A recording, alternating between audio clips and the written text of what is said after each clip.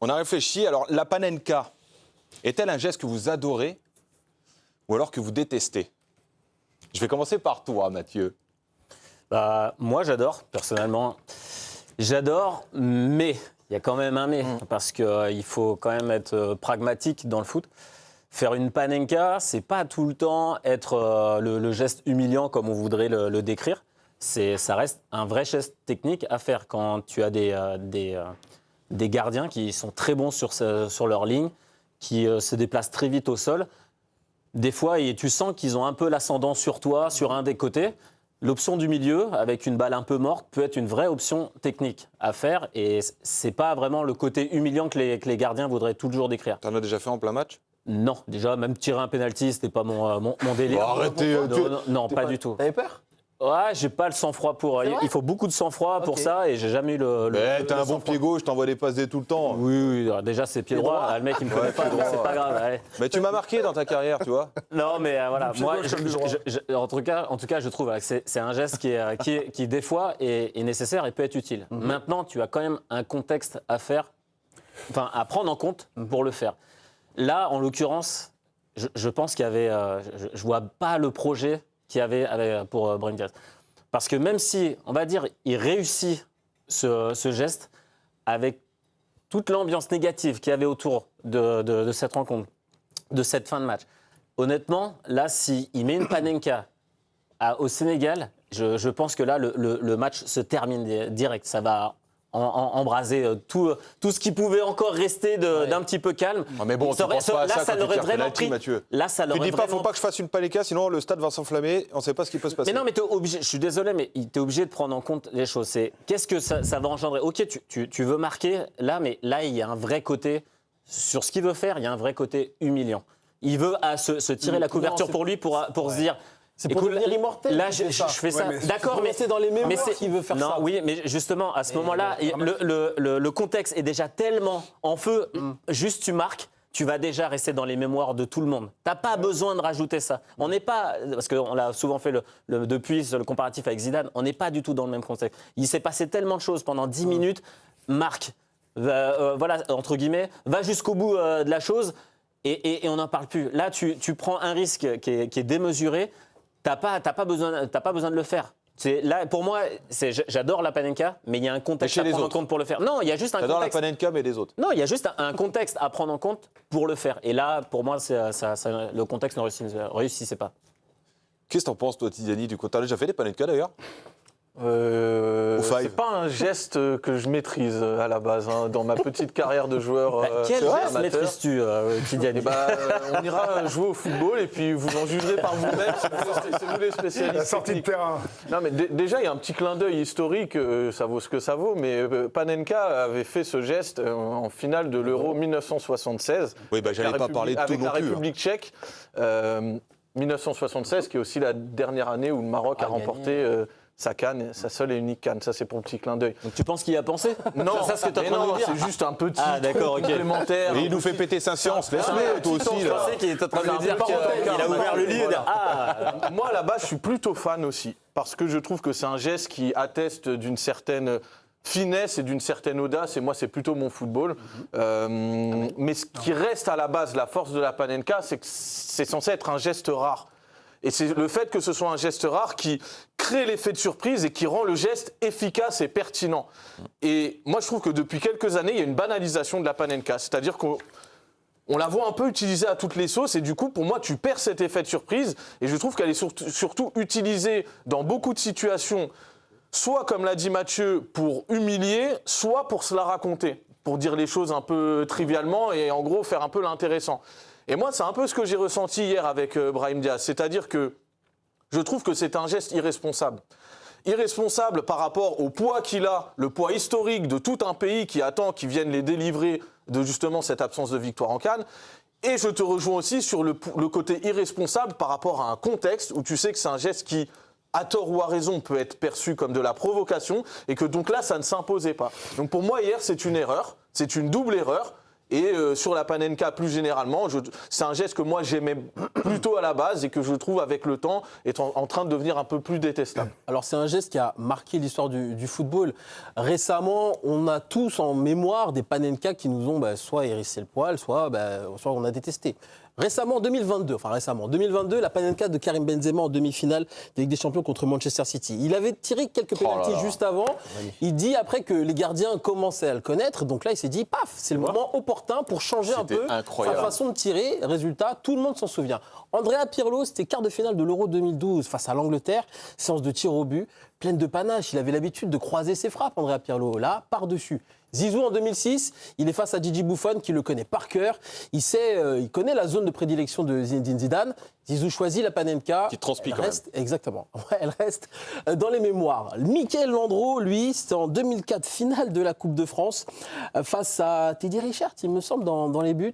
Il tente une Panenka. Malheureusement, il va complètement se trouer, Mickaël Landreau. Et on se souvient de sa Panenka ratée pour ce geste complètement foiré. Et puis Francesco Totti, on vous l'a mis aussi, c'était il y a 26 ans maintenant, à l'Euro 2000, lors de la séance de tir au but, remportée par les Italiens contre les Néerlandais. Plein de panache. Van der Sar qui fait quasiment 2 mètres dans le but, il va lui mettre une petite Panenka. Aux Pays-Bas, Aux Pays-Bas, exactement. Et ça, tout le monde s'en rappelle, Fredo. Mais tu vois, par rapport à ce que tu Non, mais attends, t'as déjà parlé le podcast, là, on va laisser parler Fred un peu quand même, non? Autant pour moi. Non, puis surtout pour dire que mes copains là, qui adorent les Panenka, c'est génial, mais c'est surtout adorer des Panenka qui marchent, quoi. C'est une bonne réflexion. Mais non, mais parce qu'à un moment donné- ça, tu peux le savoir qu'après. Justement, donc n'y va pas. Enfin, je veux dire, à un moment donné, on va revenir sur du pragmatique. Oh, c'est la finale de la CAN. Si tu marques le but, c'est fini. Qu'est-ce que tu vas m'inventer une Panenka à ce moment-là? Enfin, tu l'as dit dans ta définition, c'est quoi? C'est il n'y a pas d'élan. Et pourquoi il n'y a pas d'élan? Parce que tu veux juste, avec la capacité de ton corps, surprendre le gardien. Il y en a un peu quand même. Il n'y a pas de vitesse. Ouais. Non, mais il n'y a pas de vitesse, mais... Donc à un moment donné, c'est pour ça qu'il y a une différence fondamentale entre... Ouais, ça surprend. C'est-à-dire soit tu as une dimension technique, soit tu as une dimension de communication. C'est-à-dire que soit tu le fais techniquement parce que tu sais que ce gardien-là, il va réagir là-dessus, ou tu fais de la com, parce que tu sais qu'en faisant la Panenka d'anthologie, tu vas rester... Sauf que là, s'il marquait, il restait dans l'anthologie du truc. Tu n'avais pas besoin de faire de Panenka. Et surtout, les gars, il y a un truc tout simple. Il a raté. Et le sport de haut niveau, à un moment donné, c'est la gagne. Tu vas me faire croire qu'un gros pointu, là, en bas à gauche, pleine balle de toute sa force, il ne le mettait pas. Alors, tirer un pénalty en pointu, je peux ben bien voilà, dire que parlons des c'est... pas, Il y a deux solutions, soit ça finit sur le parking, soit ça finit en lucarne, mais là, Oui, t'as mais- pas de certitude. mais hein. là, c'est quoi la plus grande prise de risque, le pointu ou la Panenka? Mais en tout cas, s'il avait tapé fort et en bas à gauche, même si le gardien il se jette et tout, attendez, c'est des athlètes de mutants, les gars. Tu vas pas me faire croire qu'ils pouvaient pas assurer la prestation. Non, mais... Vous avez été joueur de football, et Moi, je certains pense d'entre que- vous, sur les trois, certains, en un, étaient un grand joueur. Moi, Elle n'a pas fait la canne, mais à mon avis, c'est pas moi. Tu peux me faire croire qu'il peut pas assurer la prestation? non, si, Ballon, si, mais tape, fort, boum. là où je suis d'accord avec toi, c'est que je me souviens du pénalty tiré par Sadio Mané pour remporter la CAN. Ouais. On n'était pas dans... Pas de finesse. Dans la finesse, c'est-à-dire une détermination qui dépasse les toits et le ciel. Il y avait une conviction, mais qui était légendaire. Je me rappelle encore de sa course d'élan et son visage, c'était déterminé. complètement différent. Ouais. Là, en fait, sur sa course d'élan, moi déjà, je pense que le moment est pas si mal. La problématique, c'est qu'il y a eu 18 minutes avant l'interruption. Donc il y a une façon de reposer un peu le truc. Et c'est surtout qu'elle est foirée complet. Et c'est un geste technique, certain. Mais Diaz, techniquement, c'est pas le plus maladroit. Moi, je pense qu'en fait, mentalement, il faut être armé. Parce que rappelez-vous, la Panenka de Touré, quand il maintient le Havre en Ligue 1, À Strasbourg, ouais.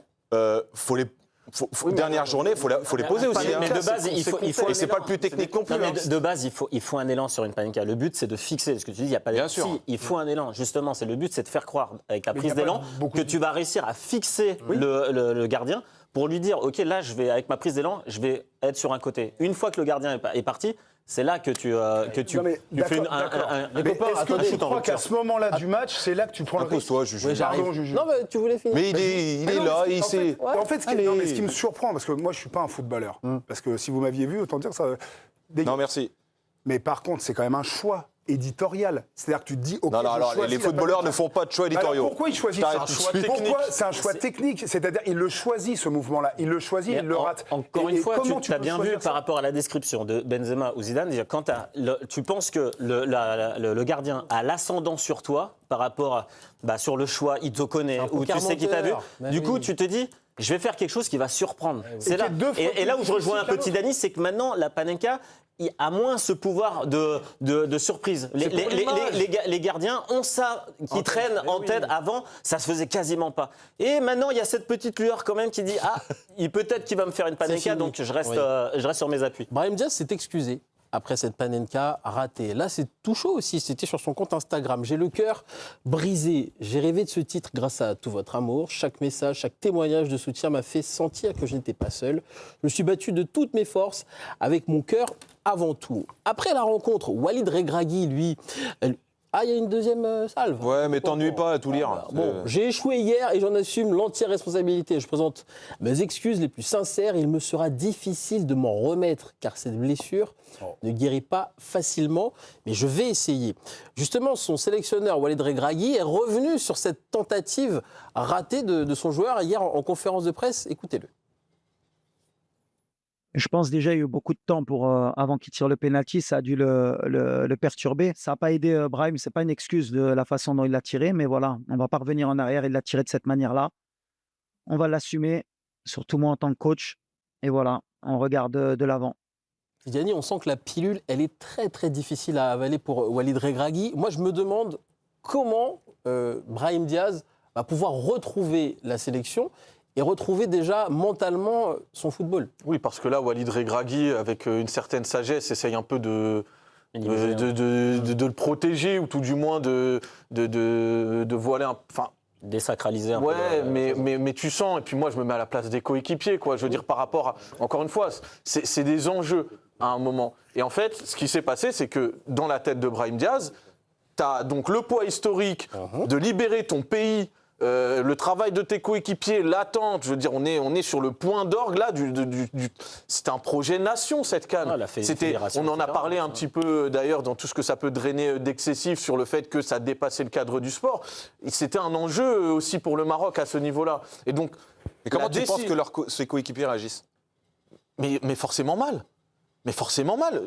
T'imagines, en fait, à un moment, le mec se fait quand même un espèce d'ego trip. Parce que pour moi, c'est ça. C'est-à-dire, tu veux un petit peu ta photo. C'est le syndrome du personnage principal. Hier, Brahim Diaz, il se dit, bon, bah voilà, moi, dans ce moment-là, tu vois, où tu as déjà un contexte qui est ultra inflammable, moi, je vais mettre la clim.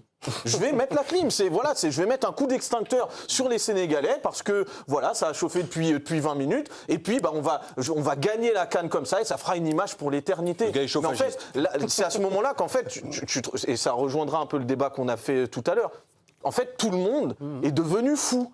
C'est-à-dire que du début à la fin de la séquence, si tu prends le premier but refusé jusqu'à cette Panenka ratée, en fait, des joueurs, en passant par l'arbitre, les entraîneurs, une partie des spectateurs, même certains journalistes en tribune de presse, tout le monde est devenu fou et ça a été jusqu'à contaminer le joueur qui pourtant, lui, est censé avoir une lucidité de se dire à ce moment-là, pas de risque. Pas de risque, c'est j'assure le coup parce que les enjeux sont beaucoup trop importants. Oui, et à un moment donné, pas de risque avec des footballeurs professionnels qui connaissent bien le truc, et je vous écoute avec beaucoup d'attention. Si tu dois faire réagir le gardien, c'est-à-dire que la Panenka, le but, c'est quand même de le feinter, c'est de faire des feintes de corps, de libérer ta ligne d'épaule pour que lui ne sache pas où on va. Quand tu as un stress de dingue comme ça, tu le sais très bien, une pression de dingue, tu sais que c'est plus dur de libérer ton potentiel. Tu sais que tu vas avoir du mal à libérer ton corps, ou alors tu tapes fort. Moi, je reste sur cette idée-là. À un moment donné, il avait le cut, il pouvait faire pragmatique, en bas à gauche, le plus fort qu'il peut, tu vas pas me faire... Et là, en fait, pourquoi c'est complètement foiré ? Parce qu'il n'a pas su libérer son potentiel, parce que le stress, il l'a écrasé, c'est trop dur. Ouais, voilà. C'est le choix technique. Je pense qu'il a tenté un truc. C'est sa course d'élan. Il n'avait pas le costume. Pas bonne du tout. Il avait pas le costume. Même sa course d'élan n'est pas bonne. Il n'a pas du tout fixé. Il ne représente rien dans sa course. Même si elle est hyper bien réussie, il était resté mais droit comme un piqué. Il la prenait la balle. Quand tu stress comme ça, tu peux pas prendre une décision comme ça. C'est trop de risques. Merci beaucoup. On sait que tu ne tireras pas de Panenka de toute façon dans ta vie. Non, je l'arrête pas non plus. Bon, on se retrouve tout